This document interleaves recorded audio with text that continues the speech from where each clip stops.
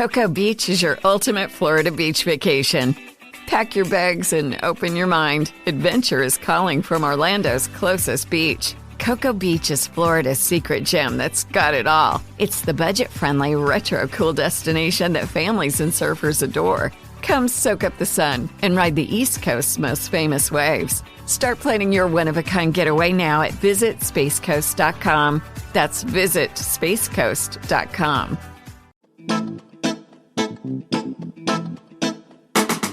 Hello and welcome to History for Weirdos. We're your hosts, Andrew and Stephanie. And each week, we're going to take you on a journey into the strange, obscure, and relentlessly entertaining corners of human history. Now listen up, friends, because it's about to get weird.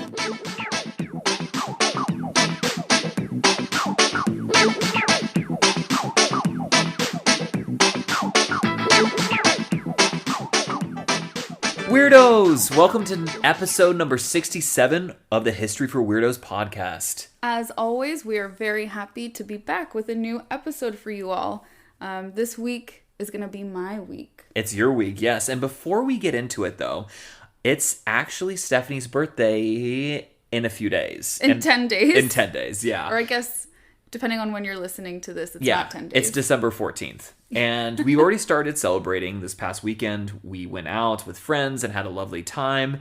And we actually asked you guys for pieces of advice for Stephanie entering her 30s. Yes, that's why we started celebrating a bit early. It's a big birthday. I'm turning 30 on December 14th. Yes, and I actually just want to share with you guys a few pieces of advice that you shared with us. I'm so excited. Yes, and these are actually, all of these are really good pieces of advice. I was like, wow, I was really impressed. I'm like, I'm going to use this for me. Yes, we want to share the weirdo wisdom. Yes. So, and I'm going to omit everyone's names, but if you want to go, you can always follow us on Instagram and see the post too. Exactly. Yeah. Shameless plug. And without further ado, here we go.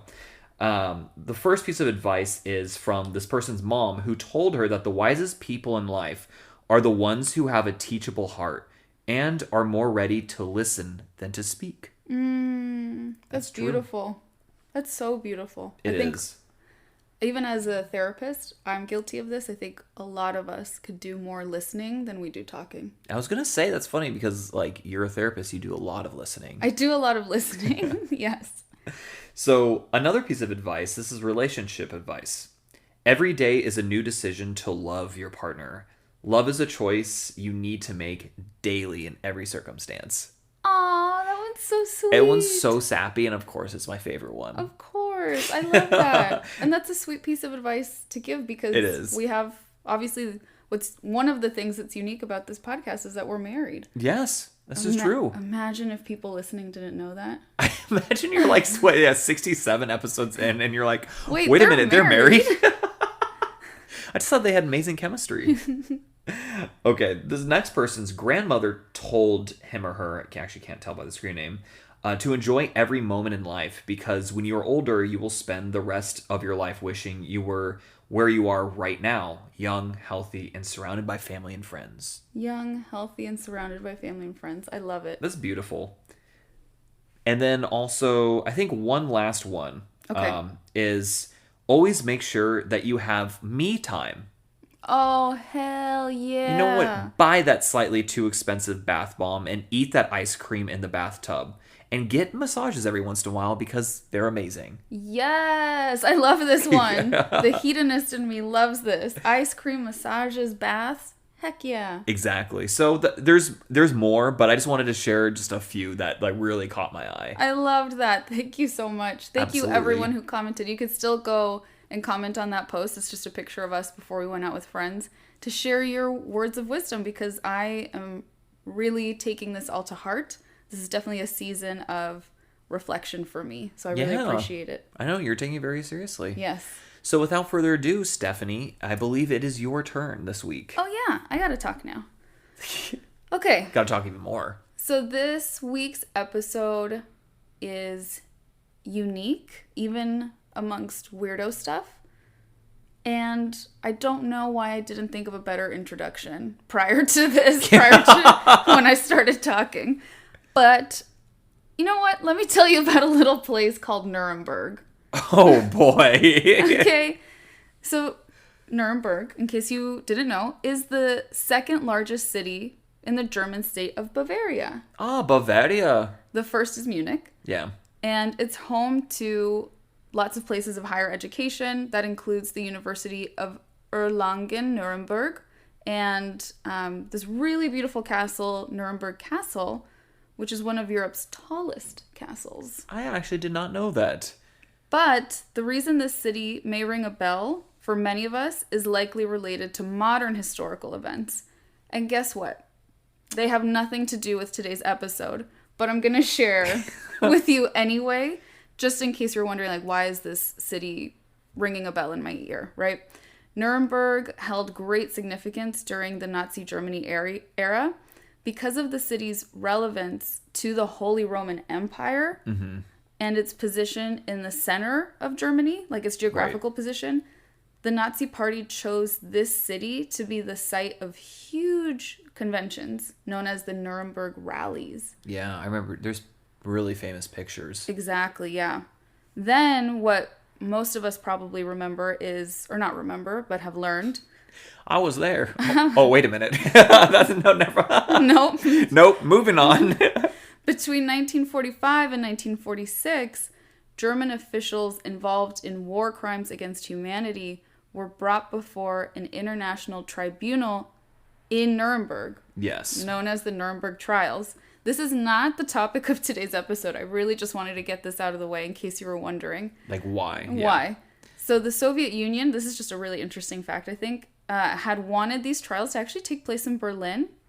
But Nuremberg was specifically chosen as the site for these trials for several reasons, including its history with the Nazi rallies. Right. And the history of the Nazi rallies was decided because of the Holy Roman Empire. Yeah. Which I just think is so interesting. Because, like, I think the Nazis, they called themselves, right, the Third Reich. Or, like, kind of like the third, like, dynasty, almost. Exactly. And then the second dynasty, I believe, was the Holy Roman Empire. Exactly. And I just think it's interesting to see how these places almost become these focal points for big historical events. Yeah. I don't know how else to explain it. And I think this history is, this history is really interesting to consider when you think of today's very weird episode. Yeah. So let me tell you just a teensy bit more about Nuremberg, closer to the time that we're going to be looking at. Nice. So no more Nazis. No more Nazis. Good. Yeah, that's always good. Yeah. Nuremberg. I don't like those guys very much. Very controversial stance. Thank you for sharing. Yeah. So the first documented mention of this city that we have is actually from 1050, and the castle itself was built in 1027 to 1125. Wow. Okay. And as I briefly mentioned, this site was really important to the Holy Roman Empire, and many Holy Roman emperors would stay in this castle. Oh, that's very cool. Yeah, it's really cool. So as we can see, the city has had a long and fascinating history. And today we're going to focus on a really bizarre blip in that history. Keep in mind that many historians and just like armchair historians today still argue about what really happened. Ooh, nice. I'm already liking this. We're going to focus on the reported events of April 14th, 1561. Oh, that's pretty... Okay, never mind. I'm going to withhold comments right now. Put a pin in it. Tell me if it comes up again. Will do.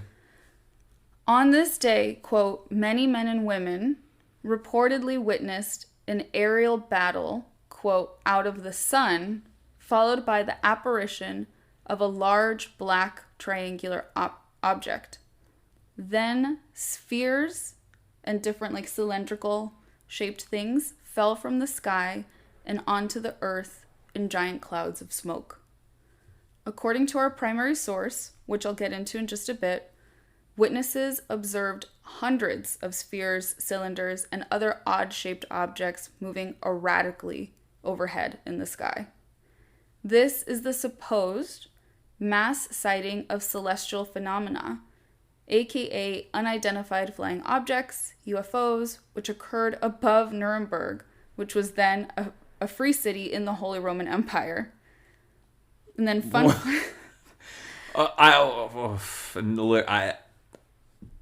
that's like about how eloquent I can get right now. It's just that is how weird this episode is. This is really weird. Yeah. Fun fact, by the U.S. government at least, they're no longer called UFOs. They're now called UAPs. Yeah. Unexplained aerial phenomena.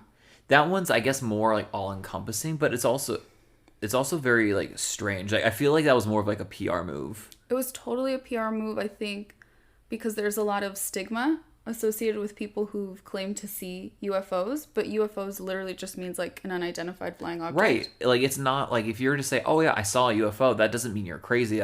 Yeah, like you just said, like it's you just saw like something. I could not identify it and it was flying. Right, exactly. And I mean, thousands of people have witnessed UFOs throughout history. And we're going to get into this. Ooh, very nice. I love it already. Yeah. UFOs, history. So this strange account was recorded on a broadsheet, which is an early kind of newspaper. Oh. But it would have been carved into wood.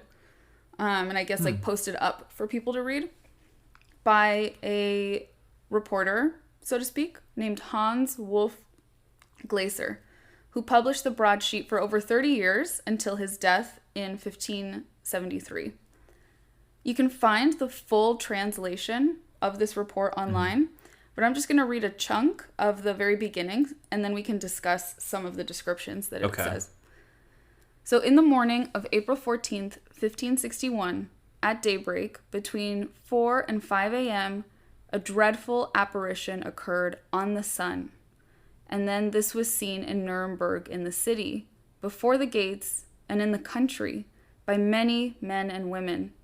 At first there appeared, in the middle of the sun, 2 blood-red semicircular arcs, just like the moon in its last quarter.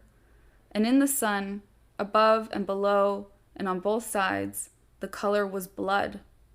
There stood a round ball of partially dull, partially black, ferrous color. Likewise, there stood on both sides, and as a torus, above the sun, such blood-red ones and other balls in large number, about 3 in a line, 4 in a square, and some alone.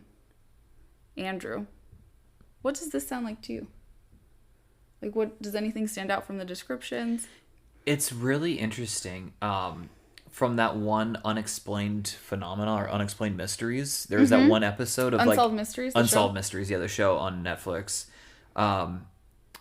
There was that one episode where it was in, I think, Michigan in the 90s. Yeah. And the way he's describing it is very similar to the way that guy described it. Like, I mean, centuries apart, literally. I think it's so interesting. Is that what you're going for? No, I'm not going for anything. I just wanted to know what you were thinking. Oh, yeah, that's definitely something. But the most, like, plausible answer, right, is some sort of, like, weird solar flare, right? Yeah. Like, that's, totally. You know, and obviously, like, I don't even think they understood what solar flares were back then. So, like, explaining that to them would have, like, you know. But you're also on the cusp of, like, the age of discovery, the age of, like, enlightenment. So, you know, they're more questioning of things instead of just being like, oh, it's a celestial body. Right. You know, like, oh, it's like angels or whatever, right? So they'll be questioning things more, especially like in Germany. Like that's a lot of like thought leadership is going on there. So I guess that all of that is to say that I have no idea. Yeah. But it could really be like a few different things. I love that. Thank you for sharing all those thoughts. You're so welcome. Yeah. No, I just think it's so interesting. And like I said, you can read the full translation, and there's other accounts more of like the flying cylinders and different shapes. I just wanted to read the beginning. And historians have long tried to understand, obviously, what actually happened in the sky. A key question to consider, though, is this embellished? Right. Is this job to like write interesting stories? Is he embellishing? Yeah, is he like writing like tabloid journalism? Yep. Basically. Medieval tabloid journalism. I love it. That actually is such a vibe. That's such a vibe. I agree. This wasn't in the excerpt that I read, but as you read the text, you'll see that there's lots of Christian influence in his report. He says things like, signs on the heaven which are sent to us by the Almighty God to bring us repentance. Okay, that's definitely a little like leading the witness, or or leading the readers.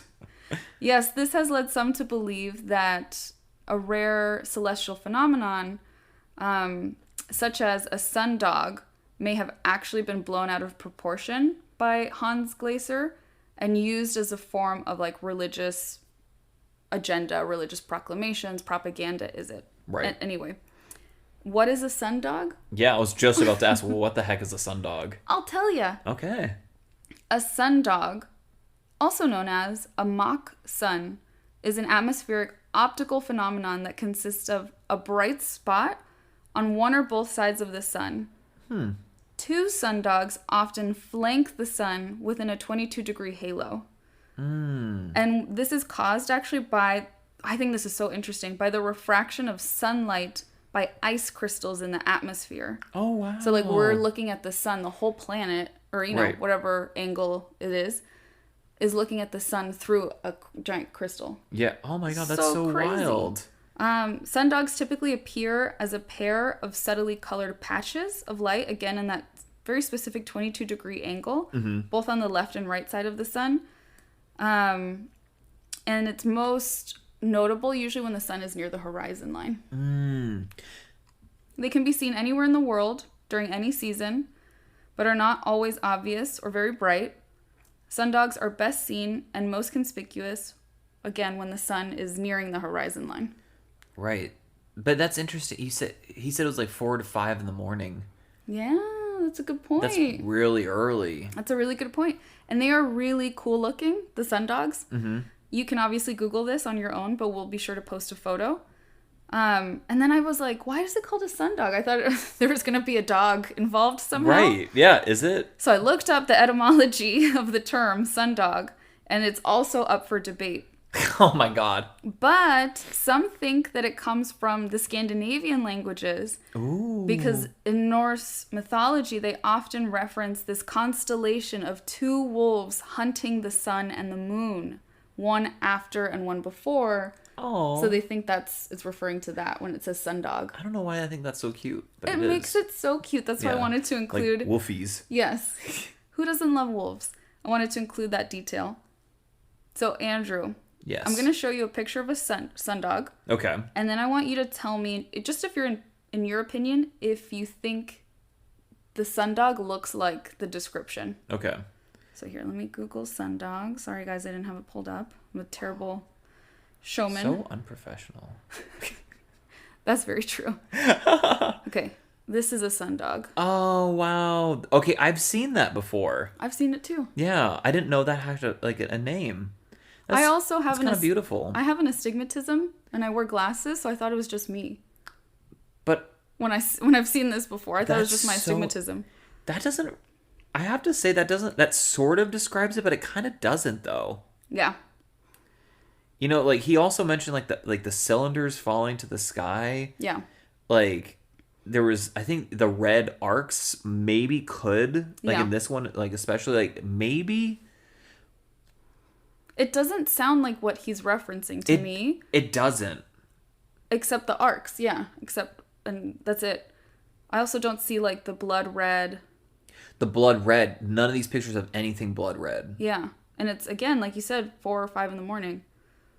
So I think no. I don't think it's a sundog. Yeah. But who am I to know? There's no facts here. I was just curious as to what you thought, because I felt biased and thinking like that's not what that looks like. So let me tell you the weirdest part of this story. That's not even the weirdest part. No. Oh, I'm okay. The seatbelt strapped. Let's go. The weirdest part is that this is not a totally isolated incident. Okay. 5 years later, an almost identical sighting is made in the skies of the Swiss city of Basel. Oh my God, no way. Yeah. A pamphlet published in, pamphlets used to be poppin', right? Dude, Martin Luther, man, he was from Germany, so there you go. Yeah. Well, this is in Switzerland now. Oh, yeah. But I mean, similar enough. Similar enough, yeah. Central Europe. So this pamphlet is published in 1566, and it describes these unusual occurrences during sunrise and sunset. And again, people are like, it's probably a sundog. And I'll read you what this says. It's a really long report in the pamphlet. Again, you can look it up. I just condensed it. Fair. Because it's already long, even the condensed version.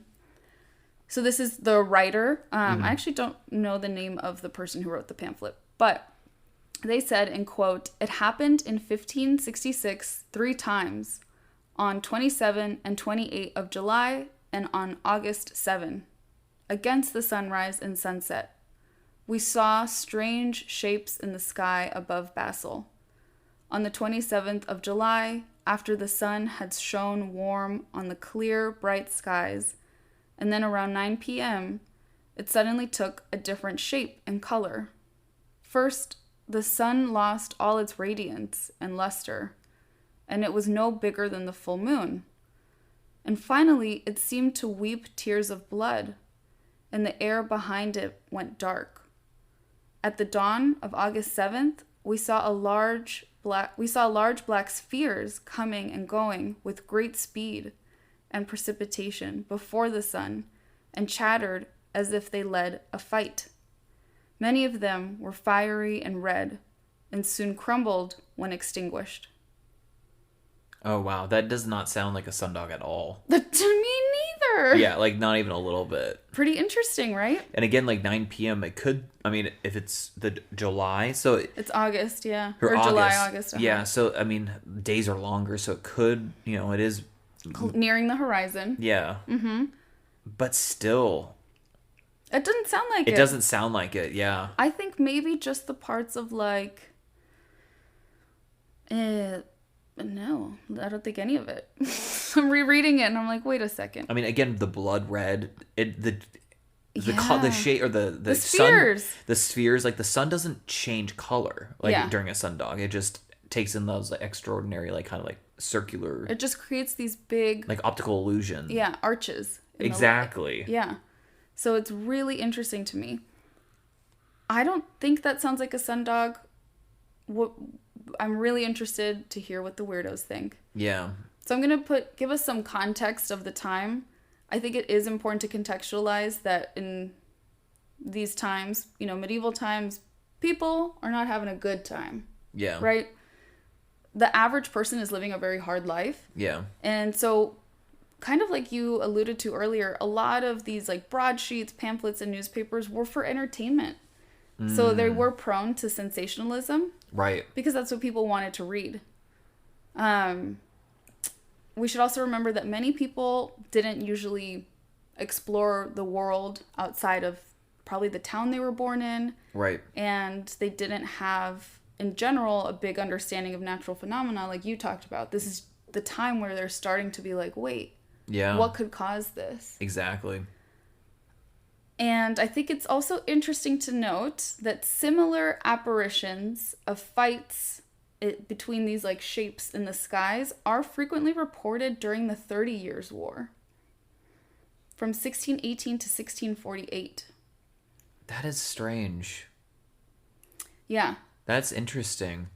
Yeah, and it's all within this Central European area too, Then roughly 100-year span. Yes. That all of a sudden, there's all these shapes flying, going really fast, blowing each other up.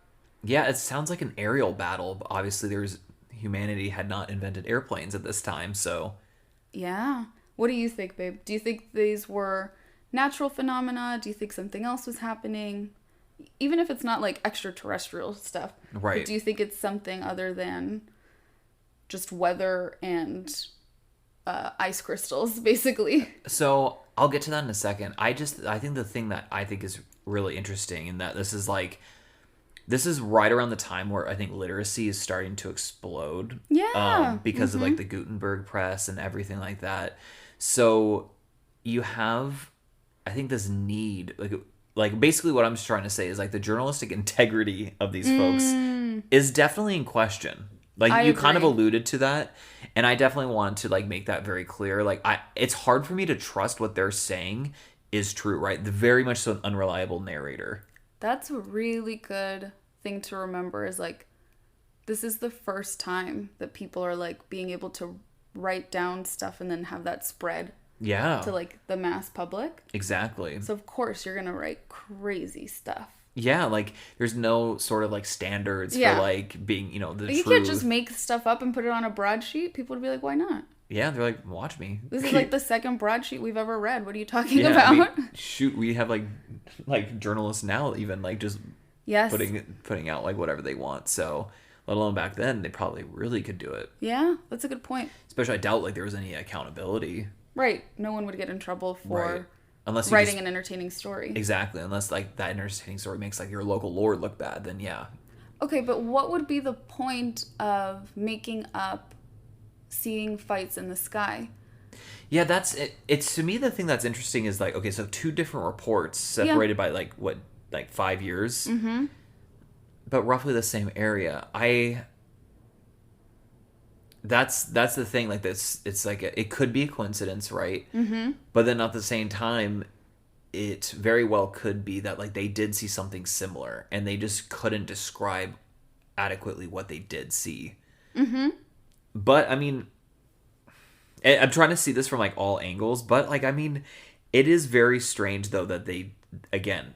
And I can't get over the fact that they said something very similar. Like they mentioned the blood red. Yeah. And they mentioned like basically aerial battles before there were aerial battles. Right. That's what I'm saying. It's not like in modern history where we have seen aerial battles, even just the existence of planes where we would start to think like, oh, extraterrestrial beings are going to come and have battles in the sky. They didn't even have that baseline knowledge of like, obviously one day we're going to be able to fly. Yeah, Why wouldn't other creatures be able to fly? Yeah. It's a weird one. It's a weird one. I honestly, like, I'm struggling to find something because I really just don't know. I really don't know. I mean, it very well could be, like, the only thing that could be, besides, like, extraterrestrial or anything like that, the only thing that could be, like, plausible is, like meteor showers. Mm-hmm. Things falling to the sky, funny shapes. Exactly. That's a really good one. I think that's a really, really good guess, actually. Yeah. So weirdos. But I wanted it to be aliens. Oh, you interrupted me. Sorry. Yeah. So weirdos. What do you think? Was Nuremberg celestial phenomena a UFO sighting or a natural occurrence in the sky? You can definitely let us know in the comments of the Instagram post for this episode, because we would love to hear, or if you've heard any other additional information, we would love to discuss more. Right, and if there's any like astrophysicists in here that like know anything, let us know. Please. Or astronomers, whatever. Exactly. Yeah. So my sources for this week's episode are Wikipedia, amusingplanet.com, an article by Kaushik Patori, publicdomainreview.org, and Britannica.com. Oh, very nice. Oh, I also remember the thing I was going to say earlier, which was, I wonder if this is roughly around the same time as the Dancing Plague, an early episode of ours. Mm-hmm. It was a weird time. It's a weird time, and also that happened, I think, somewhere in like Central Europe as well. Mm-hmm. Very interesting. Very interesting. Very interesting. Wow, Steph, that was really crazy. Even by History for Weirdo standards, that was a weird episode. Thank you. I'm really proud. And of course, I mean that in the best way possible. It's always in the best way. Absolutely. Absolutely. Well, weirdos, if you haven't done so already, make sure to go follow us on Instagram. You can check out all the latest news regarding the show and see posts about the episode. Exactly. And of course, if you haven't done so already, make sure to review and subscribe to us either on Spotify or Apple Podcasts, as that helps the show grow. And you can spread the weirdness to other fellow weirdos. Exactly. Please help us to continue to grow. You all have made this community so amazing. So thank you. Let's keep it up. Exactly. Well, until next time, weirdos. Until next time. Adios.